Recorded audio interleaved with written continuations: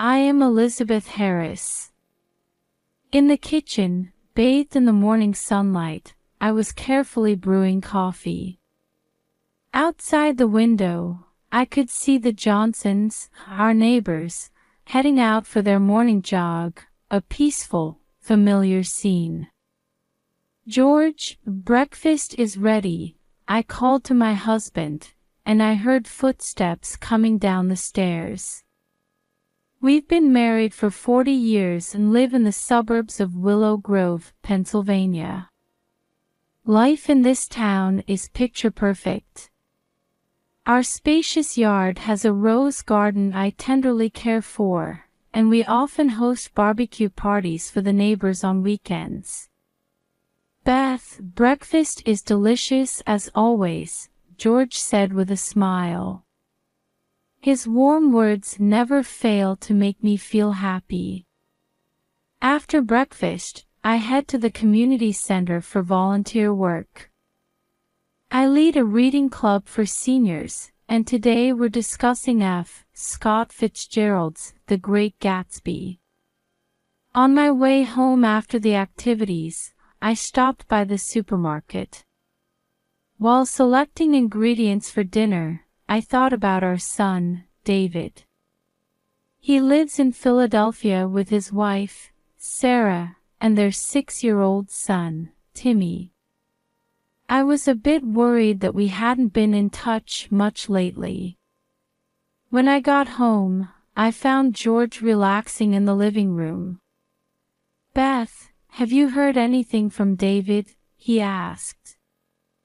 I shook my head and replied, "No, not yet. It's been over a month since we last spoke." A flicker of concern crossed George's face, but he quickly returned to his usual calm expression. "I see. They must be busy," he said, but there was a slight tension in his voice. While preparing dinner, I thought about David and Sarah. They had always been a loving couple, but during our last video call with Timmy, something seemed off. Sarah had dark circles under her eyes, and David looked thinner than before. "I wonder if something's wrong," I muttered while chopping vegetables. "Did you say something, Beth?" George poked his head into the kitchen. "Oh, it's nothing," I answered, but inside, my worries were growing. After dinner, we watched TV as usual. The news reported on the worsening opioid crisis. "It's such a terrible problem," I said, and George nodded silently. Before bed, I tried calling David again, but there was no answer. I left a short message on the voicemail and hung up. Lying in bed, I decided to visit David's house tomorrow. If there was a problem, I wanted to be there for them as family. With that thought, I drifted off to sleep. The next morning, I woke up early. I had planned to visit David's house with yesterday's resolution in mind. However, fate had a completely different turn of events in store for me. As I was heading to the kitchen to start breakfast, the doorbell rang. Looking at the clock, it wasn't even 7 a.m. yet. Who could it be at this hour? I wondered as I walked to the door. The moment I opened the door, I gasped at the sight before me. There stood my 6-year-old grandson, Timmy, covered in blood from head to toe. "Grandma!" Timmy called out in a hoarse voice. "Please help me with my wounds." For a moment, I couldn't comprehend the reality in front of me. Timmy's appearance was so shocking that my mind went blank. But seeing my grandson's pitiful state snapped me back to reality, and I immediately sprang into action. "Timmy! It's okay, Grandma will take care of you properly." I scooped Timmy into my arms and carried him to the sofa in the living room. His body was surprisingly light and trembling. The smell of blood stung my nose, making my heart ache. "George, come down quickly. Timmy is hurt." Hearing my cry, George came rushing down the stairs. His face was a mix of surprise and confusion. "What on earth happened?" George asked, his voice shaking. As I was about to check Timmy's wounds, he spoke in a small voice. "Grandma, look at these pictures." With trembling hands, he took out a smartphone from his pocket. The screen displayed numerous photos, but I couldn't immediately understand what they showed. "George, take a look at this. I'm going to get the first aid kit." As I said that and stood up, I noticed George's demeanor change drastically. He stared at the smartphone screen, his whole body shaking violently. "George, what's wrong?" Feeling uneasy about his reaction, I hurried to get the first aid kit. When I returned from the kitchen, George was pale as a ghost, as if his soul had left his body. "Beth, this is..." he stammered, unable to meet my eyes. As I began tending to Timmy's wounds, I peered at the smartphone screen again. What I saw there was unbelievable. David, Sarah, and George. The photos showed them in unnatural poses, as if trying to hide something. "George, what does this mean?" George couldn't answer my question. He just kept trembling, his eyes closed and face turned away. At that moment, Timmy began to speak in a small voice. "Dad and Mom. Grandpa." His words were fragmented and difficult to understand fully, but a terrible premonition ran through my heart. Something awful might be happening within our family. "Timmy, it's okay. You're safe now," I gently embraced him. "No one will hurt you anymore. Can you tell me slowly what happened?" Timmy, sobbing, began to speak bit by bit. As I listened to his story, I felt a crushing pain in my chest. Family secrets, betrayal, and terrifying truths were gradually coming to light. All the while, George remained silent, continuing to tremble. Seeing his state, I began to suspect that he too was deeply involved in all these events. "George, you know something about this, don't you?" At my question, he finally looked up. His eyes were filled with regret and fear. "Beth, I..." Just as he was about to speak, the doorbell rang again. We all jumped at the sound. Who could it be? And what will become of our family from now on? I took a deep breath and stood up. Whatever truth awaits us, we must face it as a family. "George," I said with a serious expression, "what's about to happen won't be easy. But we need to face this problem as a family." George slowly nodded. "I know. Beth, I'm so sorry. I'll tell you everything honestly.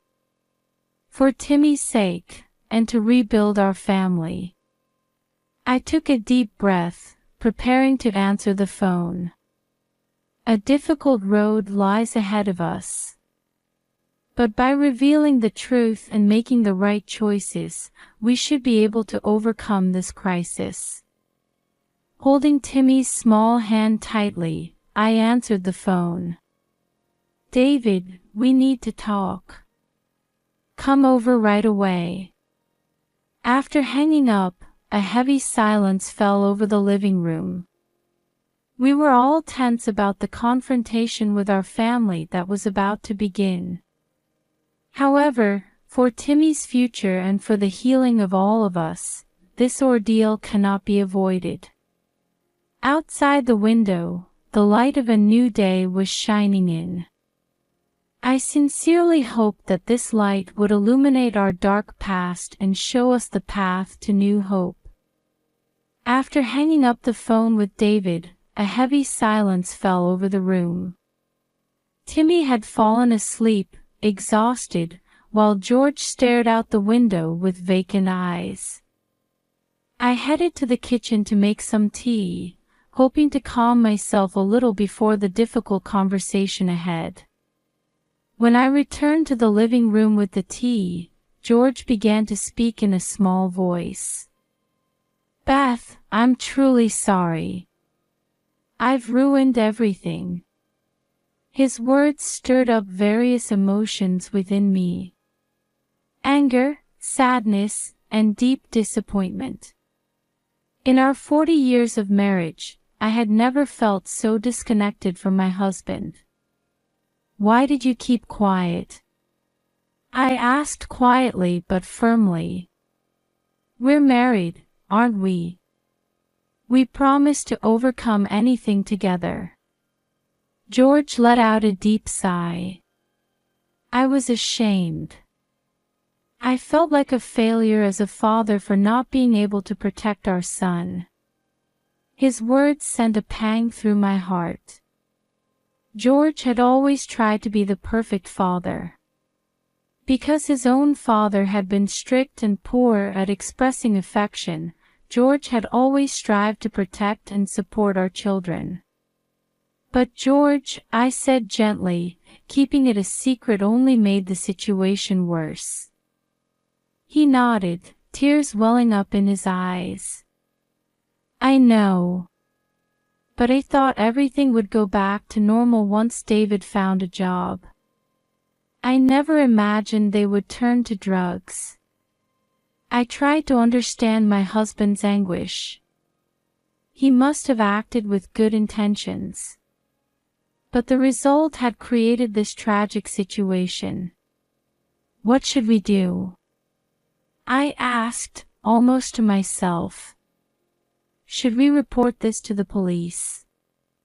But if we do, David and Sarah will be arrested.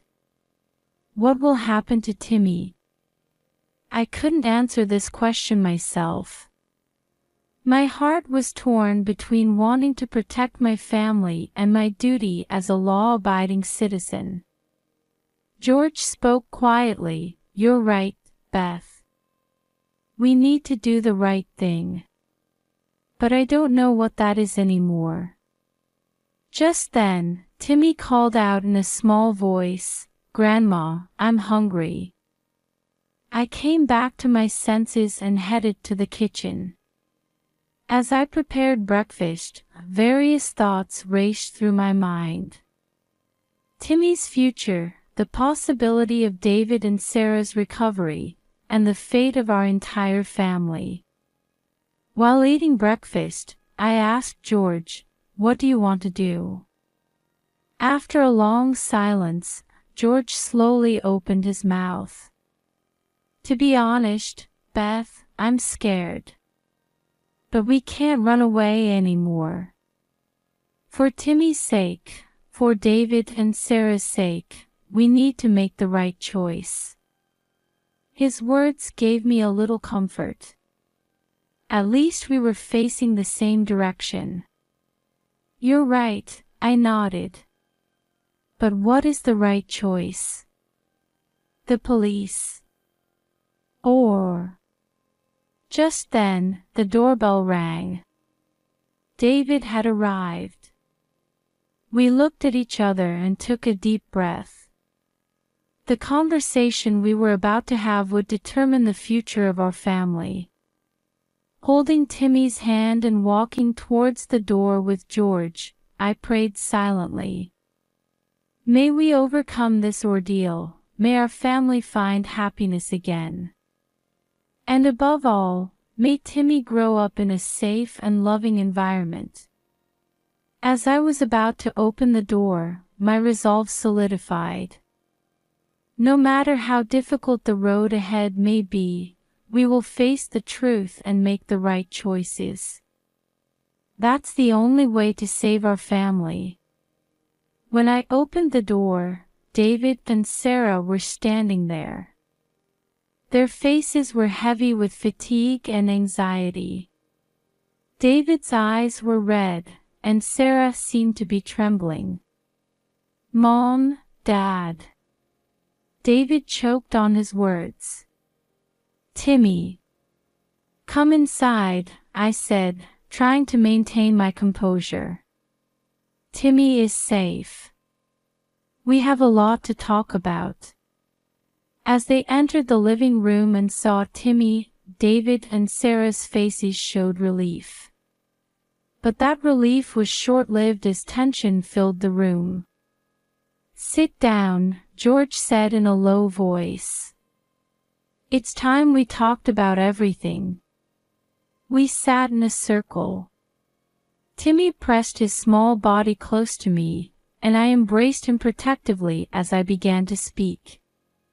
"David, Sarah, we understand your situation. But why didn't you confide in us?" David covered his face with his hands. "I was ashamed. I didn't want to be seen as a failure." "It's not just about the money, is it?" I said quietly but sternly. "We know about the drugs too." At these words, David and Sarah looked shocked. Sarah began to cry, and David couldn't lift his face. "Did Dad tell you?" David asked in a small voice. "Here," George spoke up. "No, son. Timmy, he recorded everything." David and Sarah were stunned. They couldn't look at their son, their faces showing shame and regret. "Why, Dad?" David suddenly raised his voice. "Why didn't you report us to the police? You could have stopped us." George let out a deep sigh. "I wanted to protect you. I wanted to protect my grandchild, our family. But in the end, we couldn't protect anyone," I said sadly. A heavy silence fell over the room. It was broken by little Timmy's voice. "Dad, Mom, please don't do scary things anymore." At these words, David and Sarah broke down crying. "I'm sorry. I'm so sorry, Timmy," Sarah said in a trembling voice. "Mommy and Daddy did wrong things. We won't do it ever again." David also apologized tearfully and tried to approach Timmy, but Timmy clung to me. "It will take time to rebuild trust," I said quietly. "But this can be a new beginning. If we all work together, we can overcome this." George nodded. "You're right, Beth. I made mistakes. But it's not too late. Let's do the right thing." I took George's hand. Seeing the determination in his eyes gave me a little reassurance. "First, you two need to go to a rehabilitation facility," I said to David and Sarah. "During that time, George and I will take care of Timmy here." David and Sarah hesitated but nodded. "And," I continued, "we'll talk honestly with the police. No more hiding."